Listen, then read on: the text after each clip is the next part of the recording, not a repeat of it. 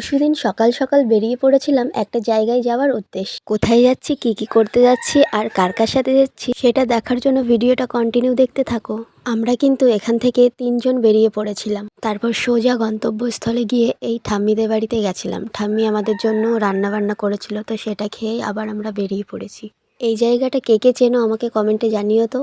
আমি তো প্রথমবার গেলাম, বেশ ভালোই লাগলো। সামনেই তো আমার ননদের বিয়ে আসছে, তো তার জন্যই কিন্তু এখানে কেনাকাটা করতে গেছিলাম। ওখানে গিয়ে কিন্তু বেশ একটা হাস্যকর ব্যাপার হয়েছিল, আর এই হাস্যকর ব্যাপারটা কি ছিল সেটা তোমাদের নেক্সট ভিডিওতে দেখাবো। ওখানের কালেকশনগুলো কিন্তু বেশ ভালোই ছিল। সব রকম কালেকশনই কিন্তু এখানে ছিল, যেমন ছেলেদের ড্রেস বলো, মেয়েদের ড্রেস বলো, বাচ্চাদের সব। তো সারাদিন আমরা ঘোরাঘুরি করতে করতে সবাই কিন্তু একটু ক্লান্ত হয়ে গেছিলাম, তাই যে এখানে জায়গা পাচ্ছিলাম বসে পড়েছিলাম।